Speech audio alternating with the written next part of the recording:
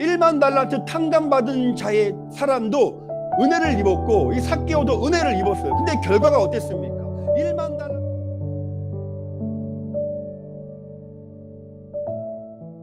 받은 은혜를 지키고 또 더 큰 은혜를 사모할 수 있는 가장 중요한 비결이 뭐냐면요, 내가 은혜를 받았다면 그 은혜를 나누고 베풀고 섬기는 일이에요. 그러니까 내가 은혜 받았어, 은혜 받은 마음을 지키는 것이 아니라 은혜를 받았다면 그 은혜를 흘려보내는 사람만이 그 은혜를 지킬 수 있고 더 큰 은혜를 우리가 받을 수 있다는 사실입니다. 여러분, 그런 놀라운 영적인 진리를 예수님께서 아주 잘 말씀을 해 주셨습니다. 비유를 통해서. 어떤 비유가 생각나시나요? 1만 달란트 탕감받은 자의 비유 한번 생각해 보십시오. 여러분, 1만 달란트라고 하는 것은요, 한 인간이 평생을 갚아도 갚을 수 없는 빚입니다. 근데 그 1만 달란트 탕감받은 그 종이 나가면서 어떤 행위를 보였습니까? 자신에게 100데나리온 빚진 자를 탕감해 주지 않고 그 빚을 고스란히 갚게 했어요. 모질게 했어요. 방금 전까지 은혜를 받았는데도요, 은혜 받은 거는 받은 거고 이거는 또 다른 거다. 그런 이 1만 달란트 탕감받은 종의 그 악한 행위를 보고 그 탕감해준 주인이 어떻게 했습니까? 이 악한 사람을, 이 악한 종을 다시 가두고 탕감받던 걸 다시 어떻게? 빠꾸시켰어요. 쉽게 말하면 우리 애가 은혜를 받았는데요, 은혜를 받고 막 감격해 있는데 우리 속에 은혜를 베풀지 않자 어떻게 했습니까? 받은 은혜까지도 어떻게? 빼앗겨 버렸다는 것입니다. 여러분, 우리가요 은혜 받을 때 막 기쁘죠, 감사하죠. 그런데요, 그 은혜 받은 것 갖고 어떤 사람을 내가 용서해야 될 사람을 용서하지 못하고, 내가 자비를 베풀 사람에게 자비를 베풀지 못하고, 내가 긍휼히 여길 사람을 긍휼히 베풀지 못한다면은요, 그 은혜가 어떻게 된다? 버린다는 것입니다. 그럼 은혜를 지킬 수가 없죠. 지킬 수가 없는 겁니다. 그럼 은혜를 지키려면 어떻게 해야 되느냐? 그 은혜를 흘려보내야 한다는 거예요. 여러분, 이런 사람이 누가 있을까요? 은혜를 받았어요. 그 은혜를 흘려보낸 사람, 놀랍게 흘려보낸 사람, 삭개오입니다. 여러분, 삭개오라는 이름이요, 뜻이 히브리어로 원래 순결, 정결, 깨끗 뭐 그런 뜻이에요. 근데 그런 인생을 못 살았죠. 그런 세리장으로서 순결한 인생이 아니라 아주 부정한 인생을 살았던 사람입니다. 그 당시 세리와 죄인들은요 부정하게 여겼어요. 이름은 순결인데 삶 자체가 부정했어요. 얼마나 마음이 아팠겠습니까? 삭개오란 이름을 들을 때마다 그는 정말 괴로웠을 것 같아요. 예수님께서 삭개오야 내려와라. 내가 오늘 내 집에 유하해야겠다. 내 집에 거해야겠다. 내가 내 집에 가야 되겠다. 이랬을 때 이 삭개오가 받은 은혜는요, 이 1만 달란트 탕감받은 사람의 은혜와 다르지 않다라고 생각합니다. 그런 삭개오가 어떻게 했습니까? 예수님 딱 집에 들어오자, 예수님, 내가 혹 속여 빼앗은 것이 있으면 몇 배를 갚겠습니까? 갚겠나이다? 4배를 갚겠나이다. 그러니까 10,000원 뺏었으면 40,000원을 갚겠다는 거예요. 여러분, 이 2배만 갚아도 어마어마한, 한두 명이 아닐 거 아니에요. 한두 명이 아닌데 2배만 갚아도 어마어마한데 4배를 갚겠다고 그래요. 그리고 자신의 재산의 절반을 어떻게? 다른 사람에게, 팔아서 가난한 사람에게 나눠주겠다고 합니다. 여러분, 이런 삭개오의 이 행위도 물론 우리가 중요하지만 삭개오의 모습을 주목해 보세요. 똑같이 아까 제가 말씀드린 1만 달란트 탕감받은 자의 사람도 은혜를 입었고 이 삭개오도 은혜를 입었어요. 근데 결과가 어땠습니까?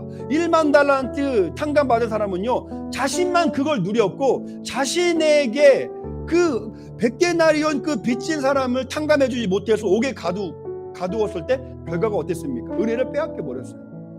은혜를 받기 전 상태로 돌아가 버렸습니다. 그런데 이 삭개오는 자신의 받은 은혜를 자신만 가진 것이 아니라 자신의 삶을 돌이키는 데 애썼고, 또한 자신의 받은 은혜를 가난한 자들에게 나누는 데 힘썼습니다. 여러분, 그것은 뭐죠? 그것이 바로 사랑의 섬김입니다. 진실한 예수 그리스도의 사랑을 받은 삭개오가 보여준 사랑의 섬김이라는 것입니다. 그렇게 했을 때요, 예수님께서 삭개오에게 아주 중요한 말씀도 하십니다. 구원이 오늘 이 집에 이르렀다. 이 사람도 누구다? 아브라함의 자손이다. 삭개오라는 그 정결이고 순결이라는 그 이름이 완벽하게 회복되는 순간이 바로 그 순간이었습니다. 여러분, 우리가요 하나님의 자녀로서 살기를 원합니다. 하나님의 자녀라는 이 거룩한 이름, 이 순결하는 이름, 이 정결한 이름, 마치 삭개오 같아요.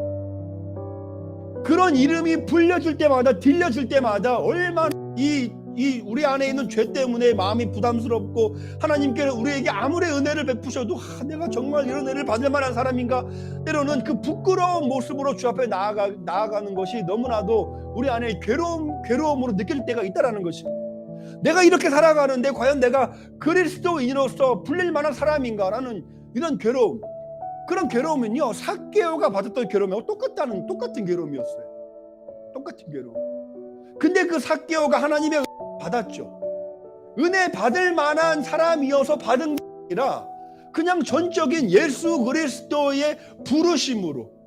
삭개오야, 예수님께서 저와 여러분의 이름을 불러주실 때에 사랑하는 내 아들아, 사랑하는 내 딸아, 그 자체가 은혜가 된다는 사실을 믿으시기 바랍니다. 그 음성이 내 귀에 들리고 그 음성이 내 마음에 딱 들리는 그 순간이 삭개오가 주님을 만나는 그 은혜의 순간이 된다는 사실이에요. 여러분, 우리가 기도할 때 어떻습니까? 주님께서 우리의 이름을 불러주시잖아요. 우리가 찬양할 때 어떻습니까? 주님께서 우리의 이름을 불러주시잖아요. 우리가 말씀 들을 때 어쩌죠? 주님께서 우리를 불러주십니다. 이 주일날 우리가 예배드리러 오기 전에 주님께서 우리를 불러주셨기 때문에 이 자리에 나올 수 있었다는 사실을 믿으시기 바랍니다. 예수님께서 우리를 만나주시고 은혜를 베풀어 주심을 느꼈다면 이것을 간직하는 데 힘쓰는 것이 아니라 그걸 어떻게 해야 된다? 흘려 보내야 한다는 것입니다. 나누고 베풀고 섬겨야 한다는 것입니다. 오늘 예수님께서 그런 아주 중요한 말씀을 마가복음 10장 45절에서 우리들에게 말씀해 주고 있잖아요. 내 인자가 온 것은 섬김을 받으려 함이 아니요 도리어 섬기기 위해서 온 것이다. 어디까지? 자신의 목숨을 내어주면서까지 섬김.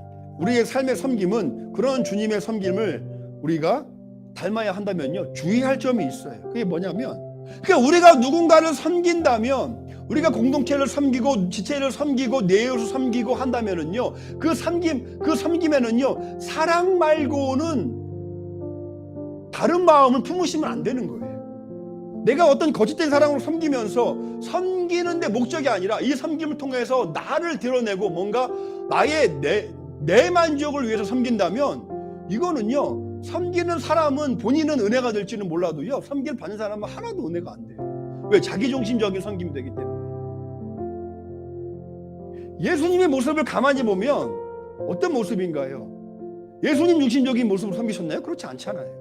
철저하게 우리 중심적, 그리고 그 사랑이 공평하게, 누구도 그 사랑에 제외되지 않게 공평한 사랑을 우리들에게 베풀어 주신 줄로 믿습니다. 그 사랑을 본받아서 사랑하고 섬기는 일에 힘쓰시는 저와 여러분 되시기를 주님의 이름으로 축복합니다.